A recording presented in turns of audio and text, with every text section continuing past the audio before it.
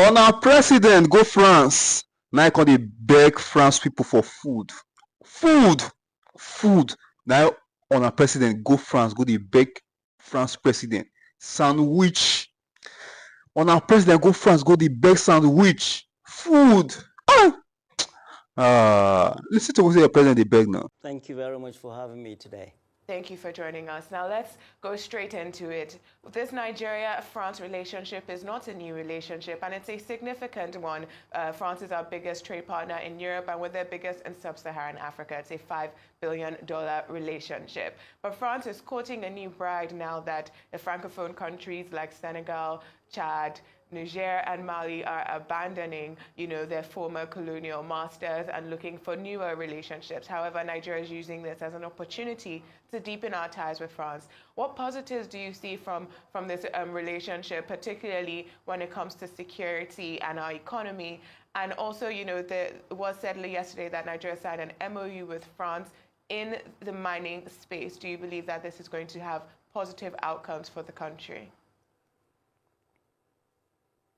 No. To be honest, I'm terribly nervous, and every Nigerian should be.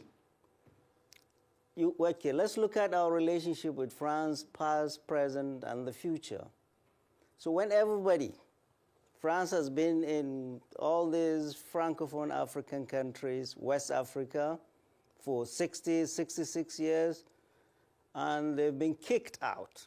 They've been kicked out of recently Chad, Senegal, Mali, Niger, Burkina Faso, five of your neighbors kicked a colonial master, and all of a sudden you are hugging that person. There is something you guys know that we don't know. But let's look at the history of France in Africa or anywhere else in the world. It's not been good. Look at all these countries. You need to ask yourself, why was France kicked out of those places?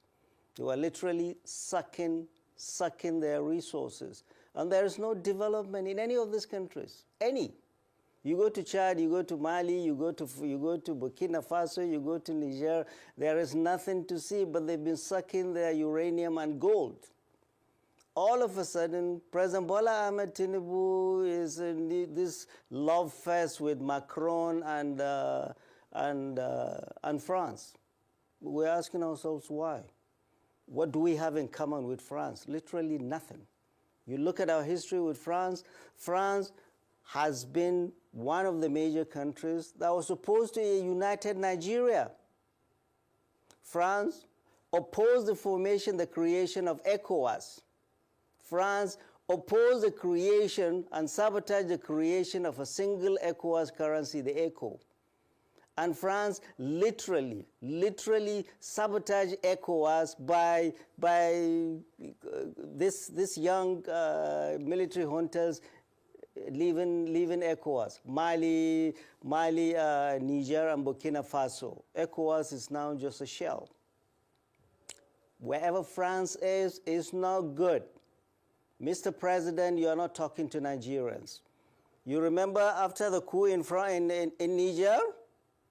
Nigeria, the president had just started, he had not even assembled his team. Or he said, we're going to attack France, we're going to attack Niger, and I'm sure prodded by France. We in the north resisted vehemently. We're not going to allow Nigeria to invade Niger because the fight was going to be a proxy war. America, the United States of America, had one of the biggest drone bases in Agadas, in Niger. Yeah, this thing was, they're going to fight Islamists and all that. No, insecurity has been much worse where you have foreign bases by these foreign countries. The reason France is cozying to Nigeria and President Bola Ahmed Tinubu is allowing them to, and we will resist, is because they are looking for a place to situate their military base after being kicked out.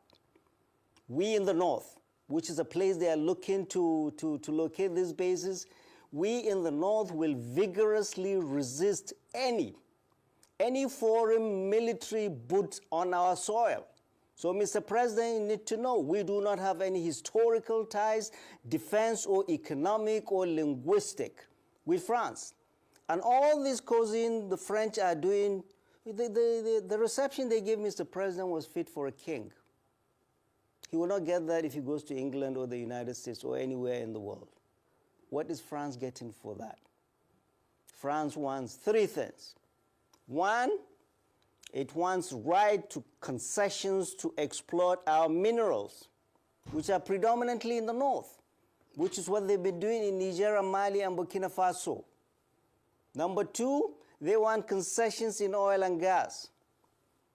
Oh, that's why they said, oh, I heard the spokesman of the president saying, oh, Total is going to invest 750 million in gas. And I ask myself, is this true or is this fiction? Because this same Total, 17 months ago, 16 months ago in July, exited Nigeria and sold all its stake at 860 million to a Mauritius-based company and left. Their reasons were sabotage, theft, oil spillage, and high cost of lawsuits. So what has changed in 16 months that they're coming back again? After selling 860 million and left town, or they're coming to invest 750 million, we were told. It's not going to happen. So they're looking for three things. They are looking to come and exploit our mineral resources predominantly in the north. They are looking to explore oil and gas, which they ran away from, and they are coming. And number three, most importantly, most worrying, and everybody in Nigeria, I beg you to lend me your ears. We will resist vehemently any attempt by President Bola Ahmed Tinubu's government to allow any foreign military base on our soil, particularly in the north, because it's going to be a harbinger of trouble. All these lacura things you're hearing, it is the French that started all of these things. They started all of these things. Wherever France was in West Africa, there's no peace. Why would President Bola Ahmed Tinubu bring them back without consulting anybody? So, military base, France or America or any country will be resisted vigorously by all of us because this is a country we love and we're not going to allow recolonization of this Nigeria like they've done in the other countries. In Hausa, there is a saying, in kaga gemu dan uwanka ya kama wuta, ka sa naka ruwa. If you see the beard of your neighbor catches fire, put water, dampen water on yours. Well, France has put fire all over the Sahel. And we are inviting them into our household? No, we are not going to do that. Business, do that. And it has to go through due process. And I'm calling on our sleepy, do-nothing 10th Assembly to wake up to its responsibility. They are the ones we elected. They are the ones who should checkmate President Bola Ahmed Tinubu in all the opaque things he's been doing. He disappears into France for working holiday, and nobody knows what he's going to do there. Like he's being called for consultation. This is a democracy, not a military rule. And we need to know what our government and our president is taking us into. But foreign military base is a no-no. And exploiting our mineral resources behind our back is not going to happen. It's going to be transparent, there's going to be open bid, and all of us stakeholders must be involved in this. Thank you very much. Okay, so Professor Usman, thank you so much for your submissions this morning. But let's even lean further into the geopolitical implications of this relationship, considering the current rivalry between Western powers and China for influence in the global south. How does Nigeria's embrace of France fit into this dynamic? Could this partnership position Nigeria as a critical player in balancing global power, or is there a risk in alienating other potential allies such as China or Russia? Right. That is what Nigeria is just going to be used as a pawn. And it's essentially sticking out our neck and giving it to them. And the fight is not between the West and China. No, the fight is between the West and Russia. Look at what just happened in Syria. Look at just what happens in Syria. The rebels took over Aleppo. Look at what's happening in Ukraine. Look at what's happening in Israel. is going to be a proxy war between between NATO and Russia. Because all these French West African countries, they are inviting Russia after kicking America, after kicking China. So it's going to be a proxy war, and we are not going to be part of it. We are going to resist it, especially all of us in the north that are going to bear the full brunt of any recklessness of bringing any foreign food on our soil. We're not going to accept it. So China is not, it's not about China. It's about United States, NATO, and Russia. So, Mr. President, President Bola Ahmed Tinubu, you are elected by us. You must speak to us. You are not going to commit us to any foreign military presence in the Federal Republic of Nigeria. And whatever investments you do must be vetted by our sleepy 10th Assembly. They must wake up. But I call on all Nigerians, particularly our elders, our governors, our National Assembly, our traditional rulers and clerics, to look, danger is coming. Our Mr. President Bola Ahmed Tinubu's romance with France is no good news for Nigeria. Thank you. All right, Prof. Thanks for your submission so far.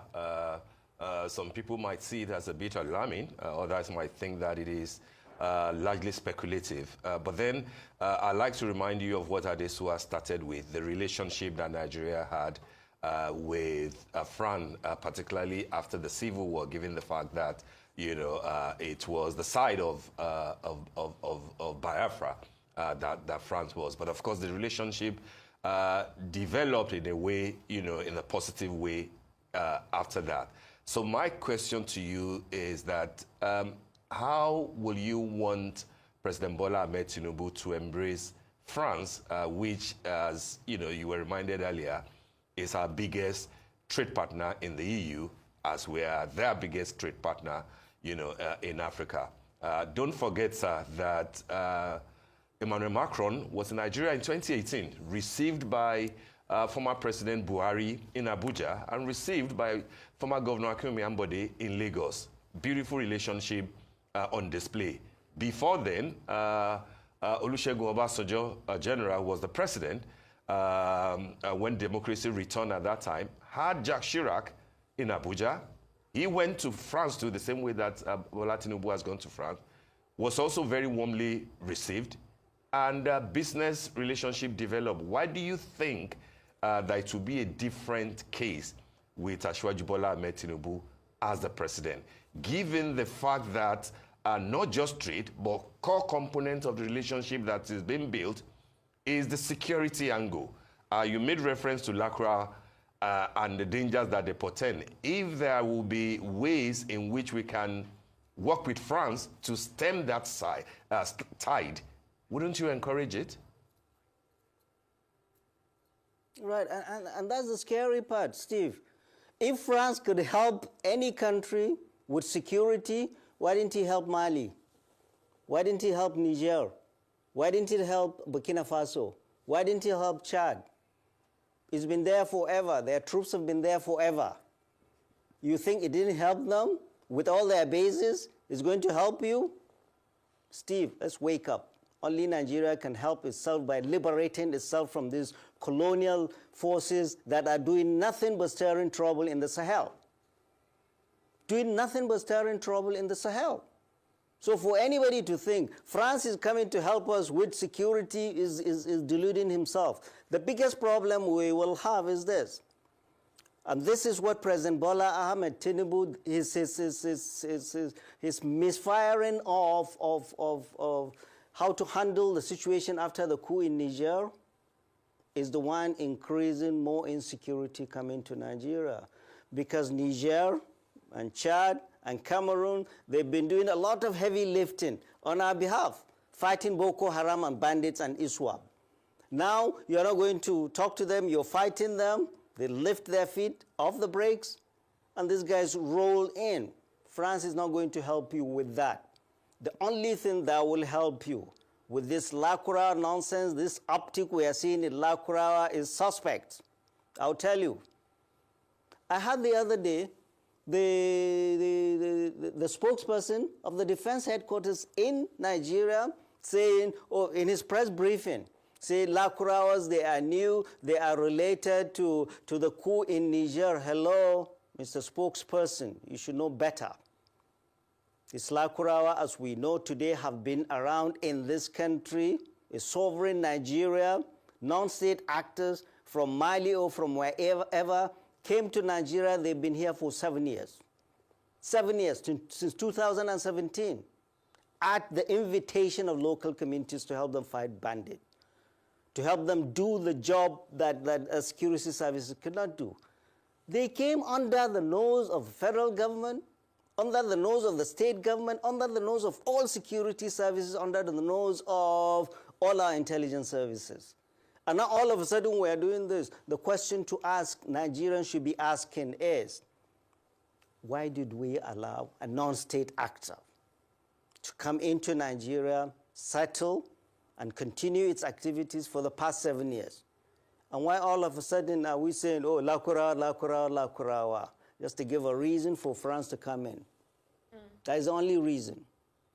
Fellow Nigerians, you can never stop this Lakurawa, Boko Haram, and all these bandits, all these terrorists, if you don't have good relationship with your neighbors. Not France. Bringing France in is going to make us into a hotbed for terrorism, is going to make us poorer, is going to make us second-class citizens. They will open a base in Katsina State and be digging our gold, and I cannot go there as a person from Katsina. We've seen that in Niger, we've seen that in Mali. This is what they have been doing. So fellow Nigerians, we should open our eyes. We in the north will vigorously resist any attempt by President Bola Ahmed Tinubu's government to allow foreign military bases on our soil. End of story. I don't know how else to say it. Okay, Professor Usman. Now, Professor Usman, you know, you did say that if we allow France in, that Nigeria can become a hotbed for terrorism, but some people would argue that it already is, that, you know, that the northern governors, for example, have not focused on human capital development, that, you know, we have extremism in different parts of the country, that the economic situations right now is what makes Nigeria a hotbed for terrorism and not a possible growing trade relation with France, but also focusing on the geopolitical implications that Shaitan brought into the conversation earlier. We did speak about Russia, and we also have to speak about the Wagner Group, because you spoke about the proxy war going on in Ukraine between Russia and the West. However, some people argue that there is a proxy war going on in Africa between Russia and the West. We have the Wagner Group in Mali, in Niger, in Burkina Faso. They have, of course, rebranded from the Wagner Group, but they are under the Russian military corps. And you also had France in those countries. As of February of this year, we also had Russia being in control of Mali's Intaka gold mine. So we do have Russian interests in Western Africa in our minds. And so is it not already a situation that our neighbors are dealing with their own proxy wars and extraction of their resources by either Russia or the West? And rather than be in that type of situation, our president is trying to position us as a trade partner and not a partner to be extracted from. Trade partner, how much is he getting from France? 750 million, they say, investment by Total. For goodness sake, that's paltry sum for a country like Nigeria. The other day they went to Qatar. How much did they say they got? 600 million, and Qatar denied that. The other day, Saudi Arabia, they said 800 million. All of these investments, less than $1 billion for a country like Nigeria. This is paltry. Why is Nigeria not attracting the big investment that it is worthy of? A Nigeria that has a very large population, a Nigeria that is very rich, a Nigeria that has a very educated population. Why are we not attracting big investment? So to tell me you went to France and got 750 million, that's an insult. Or Saudi Arabia 800 million, or Qatar 600 million. The president himself, President Bola Ahmed Tinubu, demarketed Nigeria twice in Doha. Remember when they went, he said there is corruption. And he warned the Qatari delegates, if anybody asks you for a bribe, come and tell me. Hello, Mr. President. Thank you for demarketing your country. And at G20, you heard what he was saying. There is insecurity, there is hunger, there is this, there is this. You are the chief marketing officer of your country, and you are demarketing the country. I will tell you, real countries that want to invest, they invest in DR Congo and all troubled spots. They factor in all these crises, and they even get insurance for all of this to come into place and pillage the country and leave. So, real investment, we want to see real investment that translate into bettering the lives of our people. We haven't seen that so far.